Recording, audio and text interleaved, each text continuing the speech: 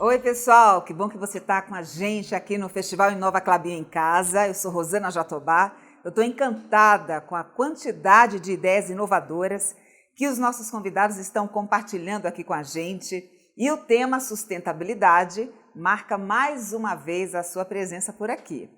O nosso bate-papo agora é com a Head de Sustentabilidade do Santander Brasil. Nossas boas-vindas a Karine Bueno. Oi, Karine, que prazer recebê-la aqui no nosso festival. Tudo bem com você? Oi, Rosana, tudo bem? Um super prazer estar aqui conversando com você. Agradeço muitíssimo o convite da Clabin. Karine, eu queria começar nosso bate-papo repercutindo uma notícia muito interessante, que o Banco Santander foi considerado o banco mais sustentável do mundo, isso em 2019. É um dado revelado pelo índice Dow Jones Sustainability. Das 175 entidades financeiras que foram avaliadas, só 25 conseguiram ser classificadas aí nesse ranking. E vocês garantiram o primeiro lugar, exatamente por conta das iniciativas sustentáveis, nos três pilares, né, social, ambiental e governança. O que isso gera de valor para o banco? Bom, Rosana, eu acho que você tem vários ângulos, né, quando a gente olha um índice como esse. Primeiro que, assim, aqui a gente está falando também do Grupo Santander, né, então da nossa atuação não só no Brasil, mas como grupo, com os diferentes países que a gente opera. E aí, óbvio, você tem o ângulo aqui, que é o ângulo dos investidores em si, né, então o Santander é uma empresa que tem investidores, e de fato o que a gente tem visto é cada vez mais, e dos últimos anos para cá, mais ainda, o investidor querendo conhecer a atuação, né, de práticas ESG ou de sustentabilidade, enfim, a gente pode chamar aqui da forma como a gente achar melhor, mas então acho que tem a primeira vertente que obviamente é esse diálogo e a transparência com investidores, né? Então eu acho que também estar no Dow Jones, participar, ele traz para a gente essa responsabilidade sempre de aumentar a transparência das informações, o disclosure, né, para poder participar desses índices. Então, acho que tem um valor aqui, que obviamente é da visão de investidores, tem outro que é a questão dos próprios clientes, né? Então, de como os clientes percebem o Santander. Então, pode ser que a gente está falando do Dow Jones, está distante, mas o que está ali, na verdade, representa as práticas que estão acontecendo nos países com relação a este e com relação à sustentabilidade, né? Então, obviamente, ele é um marco, ele é muito importante, para o cliente aqui comum, às vezes ele não sabe, não percebe o que é, não conhece o índice, não precisa conhecer. Agora, o que é importante para o cliente aqui na ponta é, de fato, perceber isso na relação com o banco. Seja no financiamento, quando a gente está falando de uma placa fotovoltaica, seja na transparência da relação, seja no tratamento, né, que a gente precisa ter aqui com o cliente, de novo, de cada vez mais próximo, cada vez mais entendendo a necessidade deles. E acho que tem um terceiro pilar aqui que é bastante importante, que são os próprios funcionários, né? Então, acho que cada vez mais também a gente vê muito essa discussão da empresa com propósito, né? Do porquê, na verdade, que a gente se junta em cultura, né? Em uma cultura que preza, né? Por essa geração de valor. A gente tem no Santander, na propósito do banco, é contribuir para que pessoas e negócios prosperem. Então, quando a gente também tem um reconhecimento como esse, eu acho que dá uma legitimidade também com o público interno, com funcionários, eu acho que reforça essa questão de fazer parte dessa cultura, né, e de querer, na verdade, atuar para que cada vez mais a gente amplie essas práticas que a gente tem. E eu só esqueci um quarto aqui, que eu vou comentar que, obviamente, não esqueci, mas é a questão de toda a sociedade, né? Eu acho que cada vez mais, de novo, o tema ESG, ele está sendo mais conhecido, e, de novo, vamos chamar ele do jeito que a gente quiser, né? E as pessoas começam a querer ter mais informação, a querer prestar mais atenção, e às vezes a gente, como consumidor, não tem toda a informação que a gente gostaria de ter, né? Então, índices como esse, ou outras formas de a gente dar visibilidade, dar transparência ao que se faz, são importantes para a gente, como consumidor mesmo, e como sociedade, conhecer mais sobre a atuação das empresas, né? Então, acho que toda empresa tem que estar muito atenta a isso, a como participa, como disponibiliza suas informações, e, obviamente, principalmente o que faz, né, em termos de sustentabilidade, seja no negócio, seja na gestão. A gente sabe que o mercado financeiro tem sido protagonista nessa revolução, né, por um mundo melhor, incentivando cada vez mais empresas a tomarem iniciativas sustentáveis.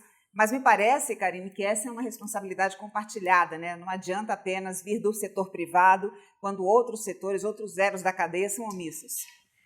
Não, sem dúvida, assim, então, acho que sim tem um papel, e aí, de novo, acho que nos últimos 2 anos essa discussão com investidores, ela vem ganhando mais corpo, mais robustez, então, você vê já investidores que são mais, que a gente chama dedicados, né, que querem ter os portfólios ali montados numa perspectiva ESG, e também investidores mais tradicionais que começam a olhar de uma forma mais atenta, entendendo que essas questões sociais, ambientais e de governança, na verdade, afetam o negócio, não só no curto prazo, em termos de performance, mas também para frente.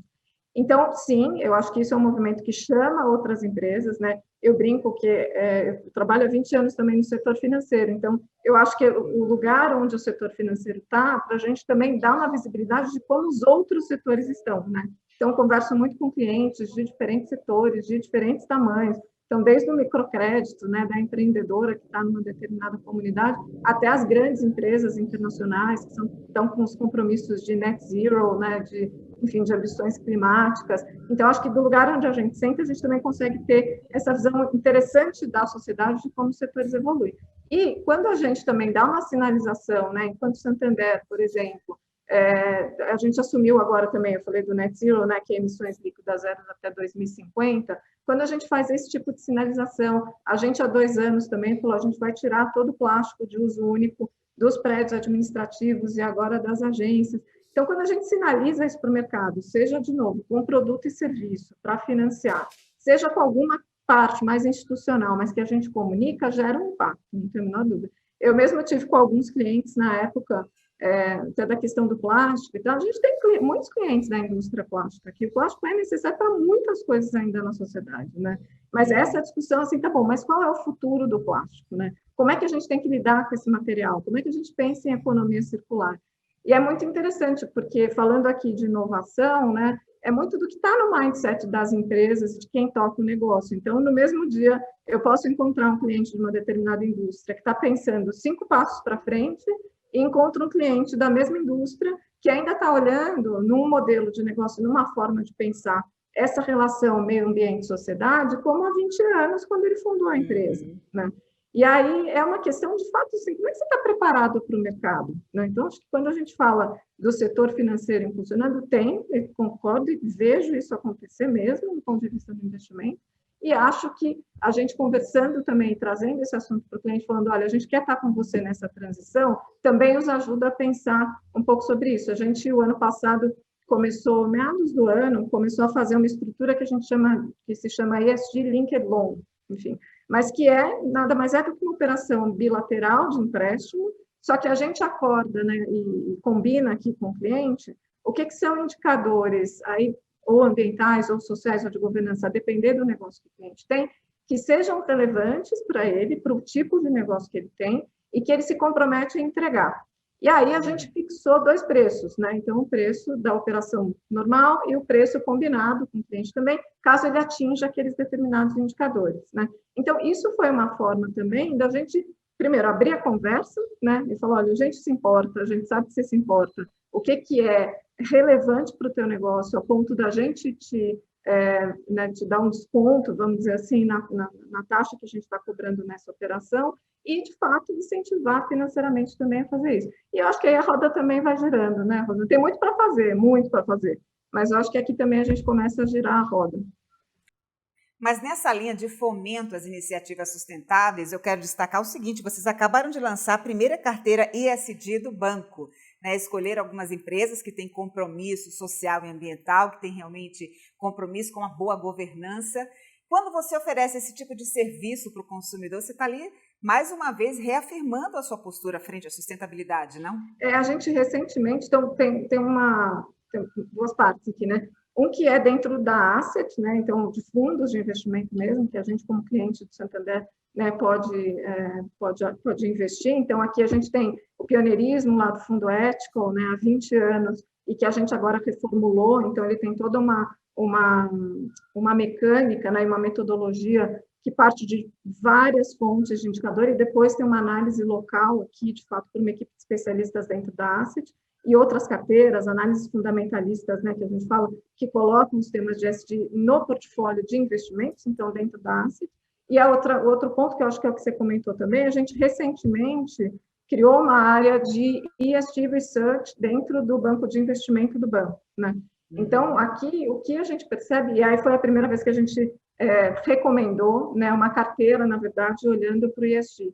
Então, aqui eu acho que tem um processo também de, assim, como que a gente, enquanto setor financeiro, também vai gerando esse aculturamento e esse conhecimento das práticas, né? Não quer dizer siga fielmente, não é isso, mas assim, a gente tem um pool de informações aqui, aí tem uma pessoa super especialista olhando só para isso, exclusivamente para o ESG Research, e a ideia é que, olha, a gente oferece estas informações para que você tome a sua decisão, e aí principalmente olhando, obviamente, para os investidores mais qualificados, né, os investidores que a gente chama de institucionais, que são o público que consome mais esses materiais aí de ESG Research. Mas acho que a ideia é essa, assim, como é que a gente vai colocando uma certa análise, inteligência de tanto de informação que tem e oferece isso, nesse caso, para os investidores institucionais, qualquer público pode olhar, mas conversa muito com eles, para que a gente vá, de novo, aculturando e tendo mais elementos aqui para tomada de decisão, seja no nível individual, como cliente, pessoa física, seja no nível do investidor institucional.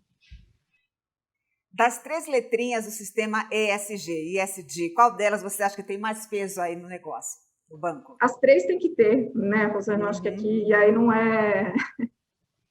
é, enfim, querer parecer correta, não, mas tem que ter, assim, eu acho que, de novo, a gente é um banco de varejo no Brasil, né? É impossível você não falar do componente de inclusão financeira, do componente de empreendedorismo, do componente social. Estou falando só do investimento social, não é isso, mas enquanto negócio, né? Então, hoje a gente tem o Prospera já há 18 anos, na verdade, que é a nossa operação de microfinanças. A gente é o principal banco, é o primeiro banco privado em microfinanças no Brasil, né? E a gente tem hoje uma carteira ativa de uns 700 mil clientes, mais ou menos. É muito pouco, perto do tamanho, na verdade, que a gente tem do empreendedorismo, do empreendedor informal. E o Prospera trabalha com os empreendedores informais, seja nas comunidades e área urbana, né? Então, assim, a gente desenvolveu também um conhecimento sobre como operar esse negócio e é uma operação dentro do varejo, né? Bastante, eu brinco, né, bastante redonda, assim, em termos de satisfação de cliente, de baixa inadimplência, né, de rentabilidade dentro do que é o contexto de microfinanças no Brasil. Então, acho que assim, o S, de novo, para um banco do varejo operando no Brasil, né, e obviamente aqui toda a parte do empreendedorismo, do fomento de pequenas e médias empresas, ele precisa existir, né, não tem jeito. Eu acho que, obviamente, a questão de governança, principalmente no setor financeiro, em todas as empresas, né? Mas no setor financeiro, que é extremamente regulado, então a gente tem, só para vocês terem uma ideia, muita gente não sabe disso, mas no Brasil, desde 2014, todo banco precisa ter uma política de responsabilidade socioambiental pelo Banco Central, né? Então tem uma resolução do Banco Central que obriga cada um dos bancos. Existe uma supervisão do Banco Central sobre isso desde 2014, né? Então, acho que aqui a governança, tanto no âmbito de regulação, quanto no âmbito do que a gente estava conversando aqui dos investidores. Então, tem uma governança bastante robusta e cada vez a gente melhora.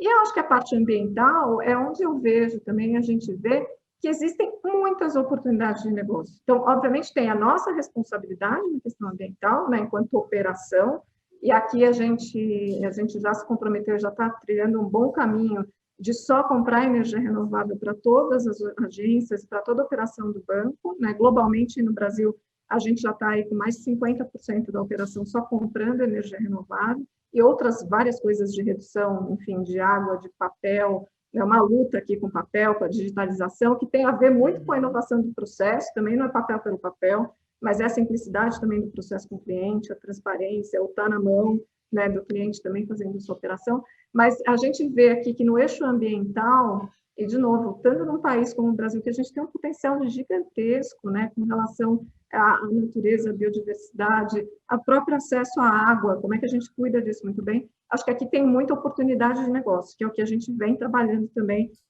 bastante ao longo dos últimos anos, e aqui a gente tem um eixo muito forte, né, de fomento a energias renováveis, então desde dos grandes projetos, né, dos leilões, até o financiamento de pessoa física, empresas, para o solar, por exemplo, então cobrindo aqui grande parte da cadeia. O saneamento, que depois da aprovação do marco legal, a gente logo lançou uma linha de 5 bilhões de reais para fomentar o saneamento, e o agronegócio sustentável. Então, o agro, a gente vem crescendo no agro enquanto negócio, né, e sempre tem que crescer com muita responsabilidade, então tem sistema que monitora 24/7 todas as operações que a gente faz no agro, e também como é que a gente incentiva uma agricultura de baixo carbono, de baixas emissões, mais sustentável, que, de novo, o Brasil tem um potencial gigante, né? Então a gente não precisa colocar essas coisas em contraposição.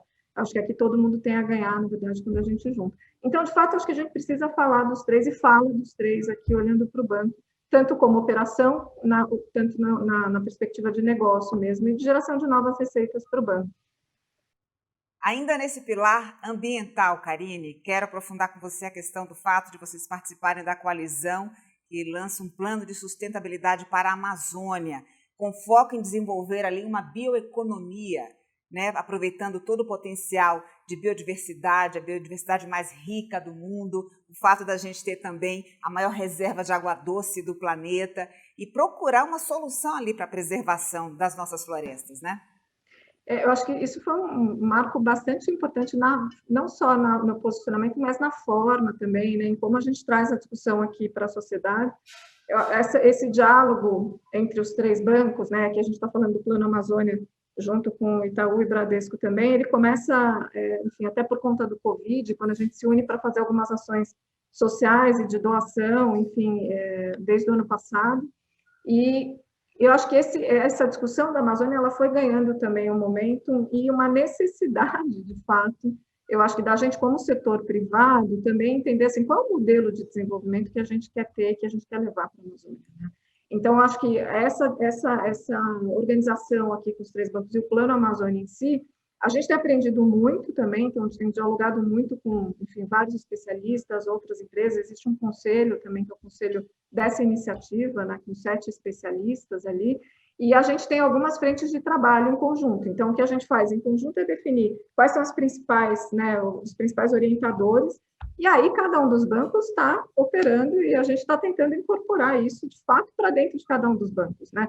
Então, a gente aqui vai, sim, financiar culturas sustentáveis na região amazônica. E aí a gente também está tendo que aprender, né? Assim, qual é o mercado do açaí de fato? O que é um açaí também que tem práticas de sustentabilidade? E aí cada um dos bancos também está junto com as suas redes, com as suas equipes comerciais, olhando para isso, falando assim, como é que a gente opera? A gente quer muito, né? Mas que tipo de negócios que a gente precisa levar para lá? Então, isso num nível mais da operação e tudo. Então, de novo, o macro, né, se define em conjunto e depois cada um dos seus bancos, dos 3 bancos, vai definir, está definindo aqui como operar. E eu acho que aqui, essa reflexão, né, do que você comentou, se a gente tem que ser, né, no Brasil, uma potência na questão de bioeconomia, né? Então, a gente também tem se aproximado muito do tema, tem muitas iniciativas e discussões acontecendo, mas acho que ainda como o Brasil nos falta uma visão, de fato, assim, como que a gente vai chegar lá? O que é isso? Isso é um setor econômico? O que a gente precisa incentivar? Né? Como é que a gente, como empresas e como setor privado, dialoga também com diferentes partes da sociedade com relação a isso. E eu acho que a gente embarca nessa jornada que está longe de acabar, Rosana, mas a gente tem trabalhado duro aí de novo, tanto para entender, né, fora tudo que está acontecendo, quanto para o que a gente consegue absorver aqui como negócio e que outras ainda discussões que precisam acontecer de novo, e que são mais amplas, que vão muito além do que só o Santander consegue fazer sozinho, que a gente precisa ajudar a formatar aqui no Brasil. Karine, já que a gente está no ambiente de inovação, quero te fazer uma última pergunta. Na sua avaliação, qual o papel das fintechs? De alguma forma, você acha que elas ameaçam a estrutura tradicional de um banco como o Santander? Primeiro que assim, eu acho que o que a gente vive em termos de inovação, né, e vai viver muito mais, eu sou otimista aqui, Rosana, sempre, né? Então, eu acho que a gente tem tanta oportunidade de fazer tanta coisa diferente, né? Acho que cada modelo de negócio vai ser questionado, não só de bancos, né? Eu acho que sim, a fintech dialoga com modelos mais tradicionais de banco, questiona modelos tradicionais de banco, e como todos os outros negócios, na verdade, vão ser questionados também há algum tempo. Então, acho que o que a gente tem que fazer, e o que a gente vem fazendo também no Santander, assim, primeiro, a gente tem iniciativas também de inovação, como o Radar Empreenda Santander, que também traz para perto, né, esse ecossistema de fintechs, apoia, trazendo as dores que são do Santander, né? Então, assim, o que a gente tem ainda de dor aqui dentro, e a gente abre para essa inovação também aberta. A gente aprende muito também, olhando os movimentos todos das fintechs, e a gente inova aqui dentro, né? Então, assim, acho que não é porque a gente fala que é banco legado, né? Enfim, que são os bancos maiores e grandes e tal.